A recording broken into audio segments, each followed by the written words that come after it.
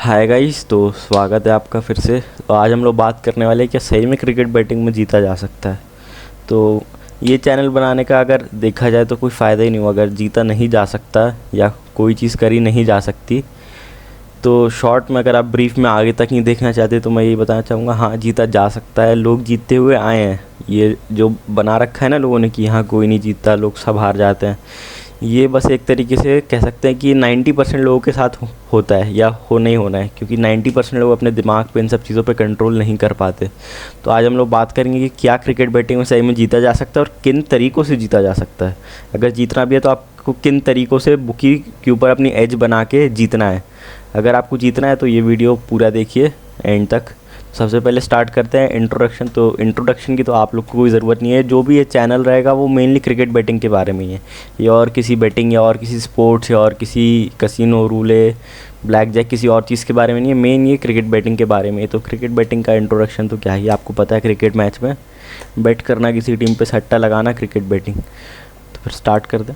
तो सबसे पहला जो सवाल था कि अगर देखा जाए कि इसमें जीता जा सकता है कि नहीं। अगर नहीं जीता जा सकता तो फिर कोई फ़ायदा ही नहीं है वीडियो बनाने का या किसी भी चीज़ का या चैनल बनाने का।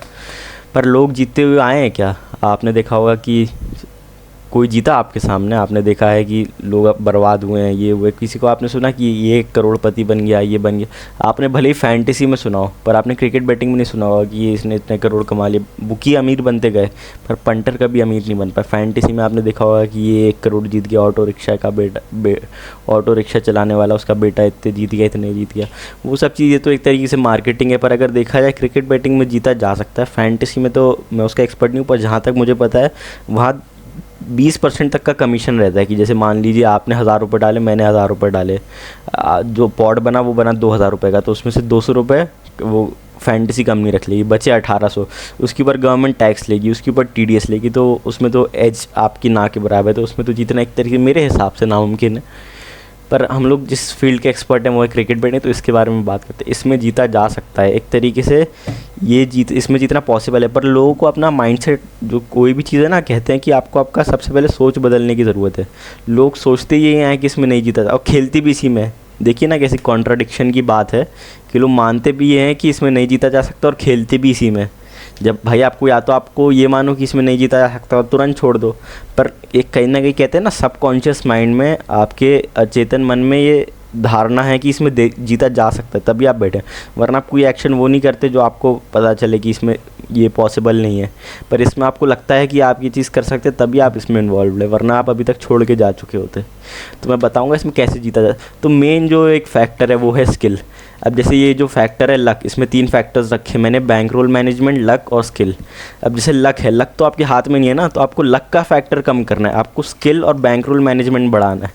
आपकी जो स्किल है, स्किल कैसे बढ़ा सकते हो आप बताइए। स्किल आप बढ़ा सकते हो प्लेयर के बारे में जान के, प्लेयर की परफॉर्मेंस के बारे में जान के, पिच के बारे में जान के, वेदर के बारे में जान के। ये सब चीज़ें जिसकी मदद से आप स्किल को अपनी एनहांस कर सकते हो। स्किल ऐसे नहीं आएगी, स्किल थोड़े टाइम के बाद ही आएगी।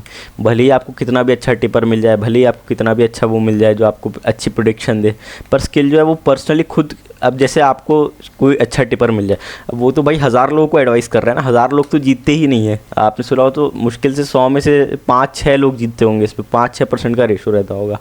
इसलिए स्किल जो है वो आपको खुद से लानी पड़ेगी स्किल में। और मैं स्किल का जो मेन आगे भी जो मैं आपको बताऊँगा वो मेन स्किल के बारे में ही रहेगा, स्किल और बैंक रोल के बारे में। लक जो फैक्टर है वो तो आप कुछ कर नहीं सकते ना, लक आपके हाथ में नहीं है। जो चीज़ अपने हाथ में है उसके बारे में बात करके कोई फ़ायदा नहीं। तो मेन पॉइंट ये है कि आप जीत सकते हो। जीतने के 3 फैक्टर्स है मेरे हिसाब से। मेन जो है, जो भी मेरी रिसर्च है कई सालों की, इसके हिसाब से स्किल, लक और बैंक रोल मैनेजमेंट, ये 3 सबसे इंपॉर्टेंट फैक्टर्स है जीतने के लिए, जो आपको चाहिए। तो आगे बात करते हैं फिर इसके बारे में। सबसे पहला है ये स्किल के ऊपर ही, कि आपको टीम और प्लेयर परफॉर्मेंस। मैंने देखा है कई लोग क्या करेंगे, मैच 1 घंटा, मतलब मैच शुरू होते ही बैठ जाएंगे कि अब ये येस कर दो, ये नो कर दो, ये एक। भाई आपको पूरा पता होना चाहिए ना। आप सोचो ना आप क्या कर रहे हो। अगर आप ये सब नहीं कर पा रहे हो, आपको पूरे भाई आपको एनालाइज क्या करना है, आपको 22 प्लेयर के बारे में तो जानना है। एक टीम, अपोजिट टीम के 11 और आपकी टीम के 11। आपको उन 22 प्लेयर के बारे में अगर नॉलेज नहीं है तो सोचो ना आप क्या कर रहे हो। अगर आप उन 22 प्लेयर के बारे में सब जान पाओ कि पास्ट में उनका कैसा बॉलिंग फिगर है, उनका बैट्समैन का कैसा स्ट्राइक रेट है, या जो रेट फेवर कर रहा है वो किसको फेवर कर रहा है, बैटिंग को, बॉलिंग को, या पिच किसके फेवर में। ये सब चीज़ आप कहीं ना कहीं आप बुकी के ऊपर अपनी एज बना सकते हो ना, या आप पहले से आपको बहुत एक्सपीरियंस है। बुकी के पास इतना नहीं है, वो तो एक तरीके से उन्हें हर एक सेकंड में चीज़ें बदलनी है। जैसे एक चौका आए तो बाउंड्री, अब जैसे कोई प्लेयर है, अब मान लीजिए अगर रसल जैसा प्लेयर है, आपको रसल के बारे में पहले से पता होता है ये अच्छा बैट्समैन है, तो आप भाई कितने पैसे कमा चुके होते हो। अब तो जैसे बुक पहले पता नहीं था बुकी को भी कि रसल अच्छा प्लेयर है, आप मान लीजिए रसल को डोमेस्टिक से देखते हुए आते तो आप पता कर सकते थे कि भाई ये 20 बॉल में 50 बना सकता है। उस वक्त तो किसी को पता नहीं था, और उस वक्त वो भाव देता 10 पैसे, तो आप 10 पैसे का जैकपॉट कैश कर सकते थे। पर आज जब रसल आता है, आज सबको पता है कि वो अच्छा प्लेयर है, तो आज वो रेट देता है 50 पैसे। पर अगर आप 10 पैसे पर रसल को पकड़ पाते कि अच्छा प्लेयर है, मार सकता है, आप उसको एनालाइज कर पाते ढंग से कि रसल जैसा प्लेयर है वो मार सकता है आसानी से, तो आप कितना बेटर कर पाते बाकी सब चीज़ों में। ये सब चीज़ें हैं जो मेन इंपॉर्टेंस रखती हैं आज के टाइम पे। वरना मेन तो ये सब प्लेयर आज सब तो सबको ही पता है, रसल, पोलार्ड, ये सब प्लेयर मार के जिता सकते हैं, टिम डेविड जिता सकता है, डेविड मिलर जिता सकता है। पर अगर आप ये पहले से कर पाओ, इनको डोमेस्टिक से देखते हो, आप बुकी की और अपनी नॉलेज की एज बना सको, तो आप आराम से जीत सकते हो इस चीज़ में। तो ये रहा पहला फैक्टर स्किल के ऊपर। फिर दूसरा बेटिंग अपॉर्चुनिटी आइडेंटिफाई करना। आप पहले देखिए कि पहले के टाइम में जब कॉल्स पे बेट्स लगाते थे अपन लोग बुकी के पास, तब क्या होता था कि महीने में 5 ही 10 मैच आने हैं, 10 ही 12 मैच आने हैं, 3-4 दिन में एक मैच आना है। अब तो भाई हज़ारों मैच है, 10-15 लीग एक साथ चल रही है, इंटरनेशनल चल रहा है, वुमेंस चल रहा है, टेस्ट चल रहा है, ओडीआई चल रहा है। अब तो आपके पास कितनी अपॉर्चुनिटी है। अब आप अगर इस अपॉर्चुनिटी को कैपिटलाइज़ करना चाहते हो तो आपको भाई सही जो एक तरीका है ना, हर मैच नहीं खेलना है। आप में इसमें मैंने 3 चीज़ें वैल्यू बेट्स पकड़नी है कि जहाँ मार्केट गलत हो, जहाँ आपको लगता है कि मार्केट जैसे रेट चलाना चाहिए 70-80 पैसे, या आपकी टीम फेवरेट होनी चाहिए, वहाँ बुकी अपोजिट टीम फेवरेट चला रहा है। आपको पता है कि इस टीम में प्लेयर अच्छे हैं, ये बदल सकते हैं मैच, एक गलत रेट चल रहा है, तो भाई उसको कहते हैं वैल्यू बेट। जहाँ किसी चीज़ की एक कहते हैं ना कि जैसे मान लीजिए किसी चीज़ की वैल्यू 100 रुपये है और वो आपको 80 में दे रहा है, ये आप समझिए ना, ट्रेडिंग एक तरीके से वही है कि बुकी जैसे रेट चलाना चाहिए 80 पैसे, पर वही चीज़ आपको 30 पैसे में दे रहा है। आपको पता है कि सामने वाली टीम जीत सकती है, प्लेयर जिता सकता है, तो वो हो गया एक वैल्यू बेट। तो आपको वैल्यू बेट्स पकड़नी है मेन, जहाँ आपके जो परसीव्ड ऑड्स है ना जो बुकी के द्वारा, वो असली ऑड्स नहीं है, वो एक तरीके से दबाए गए ऑड्स हैं। फिर दूसरा है लाइव बेटिंग। फिर उसके बाद ये है कि जैसे जैसे आपको मैच आना है तो आप रेट पलट सकते हो, इधर कर सकते हो जब भी मैच आए। फिर उसके बाद है तीसरा इन प्ले मार्केट्स। फिर उसके बाद कि जैसे पहले आता था कि सिर्फ मैच में ही बेट्स लगती थी, अभी तो आप लोग जो पुराने हो उनको पता होगा कि पहले से मैच में ही बेट्स लगती थी। पहले सेशन नहीं आता था, विकेट नॉट वगैरह नहीं आता था, विकेट येस करना, बाउंड्री नहीं आता था। पर आज तो भाई मैच भी है, ये सब चीज़ें भी है। अगर आप मैच ऑड्स में या बुक मेकर में नहीं कमा पा रहे तो आप भाई फैंसी खेलिए, फैंसी में बहुत पैसा है। पर लोग क्या है, एक ही चीज़ से मोनोटोनस रह जाते हैं कि इसी यही करना है यही करना है। भाई अगर आप उसमें पैसा नहीं बना पा रहे, वैसे तो तीनों में आपको ट्राई करना है कि तीनों में पैसा बने, मैच ऑड्स में भी, फैंसी में भी, हर चीज़ में आपको पैसा बनाने का ट्राई करना है कि आपको तीनों चीज़ें सीखनी है। अगर आप भली बाकी 2 चीज़ों में अगर आप देख लीजिए, अगर आप नहीं कर पा रहे तो एक चीज़ पे टिके रहिए। चलिए फिर आगे बढ़ते हैं। तो उसके बाद है बैंक रोल मैनेजमेंट। ये है सबसे इम्पॉर्टेंट, एक तरीके से सबसे इम्पोर्टेंट। भले ही आप कितना हो, आपके पास ऐसा नहीं आना भाई कि आप एक दिन में एक ही बार आए पैसा, आपके पास पैसे नहीं, आपकी सैलरी है 1 तारीख को, आप एक बार में डाल के सब हार गए। आपको ऐसा नहीं करना है। आपको करना है कि भाई अगर सैलरी आए तो उसको अच्छे से पूरे 20-25 पार्ट में, 30 पार्ट में डिवाइड करना है। इसी को कहते हैं बैंक रोल मैनेज। जितना बड़ा आपका बैंक रोल होगा, जैसे कि मान लीजिए आप 100 बार हार के भी आपको, जैसे आप कहते हैं ना, जो अपन लोग बेसिक भाषा में अपनी लिमिट कहते हैं, बेसिकली यही है कि आपको हर एक, जैसे आपका जो भी आप कैपिटल लेके ला रहे हो, पहले तो आपको कोई लोन वगैरह लेना नहीं है। जो मैं आपको मैम लोन में तो आपको इतना प्रेशर रहेगा ना दिमाग में कि इंटरेस्ट भरना ही करना है, आपको लोन वगैरह लेके कभी नहीं खेलना है। फिर उसके बाद जो भी आप पैसा अरेंज कर पाओ उसको आपको डिवाइड करना है भाई की लिमिट में, जो कहते हैं ना अपन वैसे उसे मेन इंग्लिश टर्म में बैंक रोल मैनेजमेंट कहा जाता है। आपका जितना बड़ा बैंक रोल होगा, जैसे कि मान लीजिए आप 20 मैच लगातार भी हार गए, आपके जब 21वीं बार की लिमिट रहेगी ना, तो मेन ये रहेगा, मैं देखता हूँ लोगों के पास पैसा होता नहीं है, वो घुस जाते हैं इस फील्ड में। आपके पास मेन तो पहले पैसे ही होना चाहिए। मैं चाहूँ तो मेरा तो फ़ायदा ही है अगर कोई भी बंदा है, पर भाई मैं तो यही एडवाइस करता हूँ कि आप तभी आओ जो आपके पास अच्छा खासा बैंक रोल, अच्छा खासा पैसा हो। अगर आप एक दिन के लिए आ रहे हो तो आपका यहाँ कोई फ्यूचर नहीं है भाई, क्योंकि अगर आप एक दिन में आ रहे हो, एक दिन में आपका वो मैच फेल चलेगा तो कोई फ़ायदा नहीं। इससे अच्छा आप उसको एक बजट बनाओ, उसको यूनिट में डिवाइड करो, जो कि लिमिट कह सकते हो आप। फिर उसके बाद उसको वो देखो, अपने विन्स और लॉसेस देखो कि जैसे मान लो आपने 100 पार्ट में अपनी लिमिट को डिवाइड करा। मैं तो कहता हूँ बेसिक 100 नहीं, मतलब कम से कम इतना तो किसी के पास खैर पैसा होगा नहीं, पर आप उसको 40 से 50 पार्ट में डिवाइड कीजिए। उसके बाद देखिए कि कितने मैच आप जीते, कितने हारे। आप हारने वाले मैच में कम हारो, जीतने वाले मैच में ज़्यादा जीतो। ये एक तरीके से आपकी स्टैटिस्टिकल एज बनेगी बुकी के ऊपर। फिर बात करते हैं हम लोग एआई के बारे में।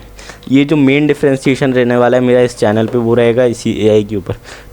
मैं जो हूँ एक ऐसा सॉफ्टवेयर या ऐसा तरीका बनाना चाहता हूँ जो कि पूरा पैटर्न्स को फाइंड आउट कर सके। जो आर्टिफिशियल इंटेलिजेंस है अभी तक कोई भी जितने भी बुकीज़ वगैरह हैं वो इस पे कैपिटलाइज नहीं कर पाए, जितने भी पंटर। पर अगर आप भाई पैटर्न्स पकड़ पा रहे हो और पैटर्न्स की उस पर बेस कर वो कर पा रहे हो, जैसे मैंने लिखा है ना data analysis, extract insight from player performance, pitch conditions and historical trends. अगर आप ट्रेंड्स पकड़ पा रहे हो कि ये होता है तो ये होता है, तब आप बहुत पैसा बना सकते हो। फिर उसके बाद मशीन लर्निंग एल्गोरिथम्स कि आप बेटिंग स्ट्रैटेजीज बना सकते हो रियल टाइम डेटा और प्रोबेबिलिटी और कैलकुलेशंस के ऊपर। कि अगर आपने जैसे देखा कि पास्ट में ये प्लेयर हर एक प्लेयर को, ये तो खैर मेरे ऊपर है, आप लोग इसमें ज़्यादा कुछ नहीं कर सकते, पर आप में से भी कोई टेकी बंदा हो तो कोशिश कर सकता है कि कहीं ना कहीं ये सब चीज़ों पे काम करे। और अगर उसने काम करके क्रैक कर लिया जो मैं लगा हुआ हूँ करेंटली जिस चीज़ पे, तो आप भाई बहुत आगे बढ़ सकते हो इसमें। फिर हम लोग बात करेंगे mitigating risk and avoiding pitfalls. लोग पता है क्या होता है, आपने सुना होगा ना, आप खुद ही बोलोगे आपके एक्सपीरियंस से कि भाई मैं 100 दिन में जो जीतता हूँ या 1 महीने 2 महीने में जो जीतता हूँ वो 1 दिन में हार जाता हूँ सारा। तो ये कि आप भाई ऐसा करो ना कि आपको एक लिमिट के हिसाब से खेलना, आप ओवर लिमिट मत जाओ। जो पिटफॉल कहते हैं ना कि आप बड़े गड्ढे में गिर रहे हो एक बार में, अगर आप वो छोटा करके भी हारोगे तो आपको कोई दुख नहीं होगा, और आप छोटा करके इतना हार ही नहीं सकते। पर लोग क्या करते हैं, अपना 2-3 महीने का कमाया हुआ पूरा एक साथ हार जाते हैं। फिर उसके बाद आपको इमोशनल बेटिंग अवॉइड करनी। कई बार देखा होगा कि आप गुस्से में हो तो आपने कुछ भी बेट लगा दी, ना आपको प्लेयर पता, ना टीम पता, ना मैच पता, आप बस गुस्से में आए आपने बेट लगा दी। फिर उसके बाद है चेजिंग लॉसेस। ज़्यादातर लोग क्या करते हैं कि अगर उनका थोड़ा भी लॉस हो जाए, भले ही प्रॉफिट में से लॉस हो जाए, मैंने तो ये देख के मैं वो होता हूँ थोड़ा कि भले उनके प्रॉफिट में से पैसा चले जाए पर उनको लगेगा भाई मेरा पैसा गया है, फिर वो उसको चेस करते करते पूरा हारेंगे जब तक आईडी 0 नहीं हो जाती ना।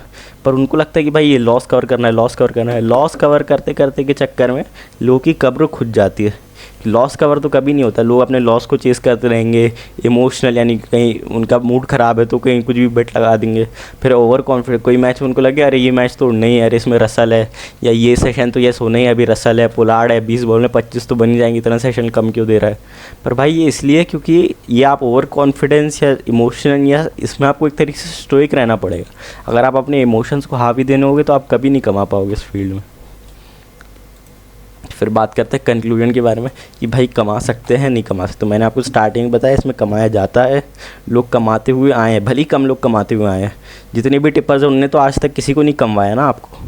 मैं तो चाहता हूँ कि आप लोग कमाओ इस तरीके से, जिस तरीके से मैं बता रहा हूँ। जितने भी टिपर्स हैं उनने तो आपको बस टिप दिया आज तक, उनने आपको ना तरीका बताया, और टिप देके भी आपको सिर्फ और सिर्फ हरवाया। किसी टिपर की मैं जानता हूँ आप में से कौन बंदा प्लस में, कोई बंदा प्लस में नहीं है। जो भी बंदा है वो किसी ना किसी टिपर या खुद की गलती की वजह से हारा हुआ है।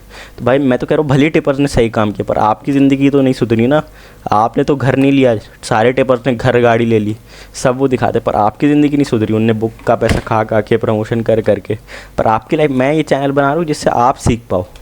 तो भाई अब बात करते हैं कंक्लूजन। जितने भी टॉपिक्स हैं उसका मेन कंक्लूजन सबसे पहला रिसर्च एंड एनालिसिस। आपको प्लेयर के बारे में जानना है, प्लेयर की परफॉर्मेंस के बारे में जानना है, पिच के बारे में जानना है, जितने भी वेरियस फैक्टर्स है कि ये प्लेयर हिट कर सकता है, ये पिच ऐसी है, ये पिच बॉलर फेवर करती है, ये पिच बैटिंग फेवर करती है, वेदर जानना है, वेदर कैसे बारिश हो सकती है नहीं हो सकती। ये सब चीज़ें अगर आप करोगे ना तो आप देखिए आपका कितना बेटर हो जाएगा, आप बुकी के ऊपर अपनी एज बना पाओगे। फिर है बैंक रोल मैनेजमेंट, जिसको लिमिट कहते हैं। आप आपको भाई लिमिट बना के रखने की, आपकी ओवर लिमिट नहीं जाना है, इतनी लिमिट में खेलना है। फिर मेन जो है इन दोनों का भी सबसे ऊपर वो है डिसिप्लिन एंड पेशेंस, कि भाई जैसे मैंने बताया आपको पेशेंस रखना है, इमोशंस को अपने ऊपर हावी नहीं देने होना है। अपने जो इमोशंस हैं उनको कंट्रोल में रख के इन्फॉर्म डिसीजन लेना है। ओवर कॉन्फिडेंस में या लॉस चेज़ करना है, ये सब नहीं करना है। तो चलिए ठीक है, मैं बोलूँगा मेरा टेलीग्राम चैनल ज्वाइन कर लिए। कुछ चीज़ें ऐसी हैं जो यूट्यूब पे डालना पॉसिबल नहीं है, तो टेलीग्राम चैनल ज्वाइन कर लीजिए। सर्च कर लीजिए टेलीग्राम पे जाके @thekingsravani, या यूट्यूब चैनल के अबाउट में जाके उधर से आप टेलीग्राम, इंस्टाग्राम सबका लिंक है, आप वहाँ से भी ज्वाइन कर सकते हैं। तो थैंक यू।